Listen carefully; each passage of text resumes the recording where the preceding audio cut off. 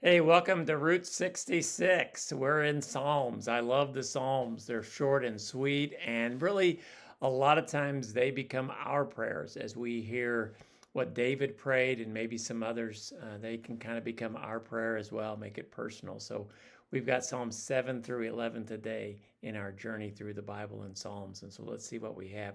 I was going to give you, since we're doing 5 chapters, just a brief maybe a summary of each chapter, and then just some three practical applications from the entire reading that you're going to do today. So here we go. Psalm 7, David appeals to God as a righteous judge to defend him against false accusations and to bring justice. David has been accused of being wrong. Saul, other people, he's had people, anytime you get in leadership, anytime you have success, somebody's going to question you, and he appeals to God to do what is right. Psalm 8, David marvels at God's majesty in creation. He looks at creation and he wonders why God even cares so much for mankind. You do take the middle of the night or during the day or a beautiful day or even in a rainfall. God has made this beautiful, but he cares for us more than he cares for the earth. That's great. Psalm 9, David praises God for his justice and deliverance on behalf of those who are oppressed.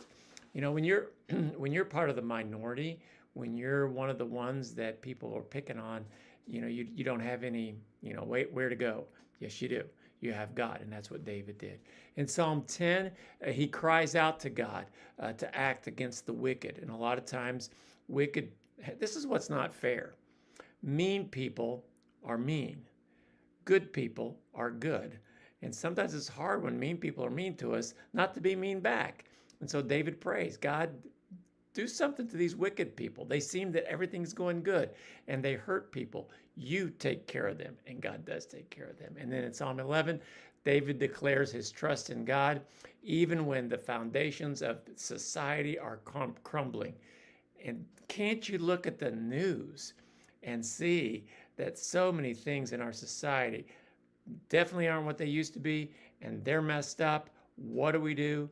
You know what? We can still trust in God, and that's good. Here's three practical applications that you can pull from. Take your burdens and injustices to God.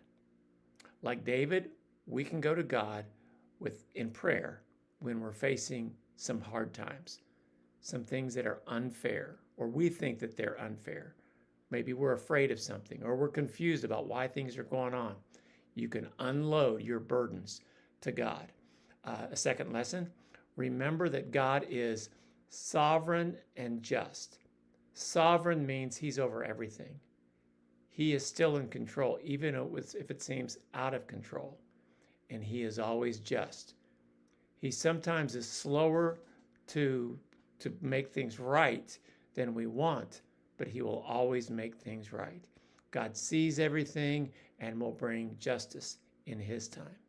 And a third lesson, when times are uncertain, still worship God. Still trust God. Whether it was in creation or the chaos of society, in Psalm 8 or Psalm 11, David's confidence was in God.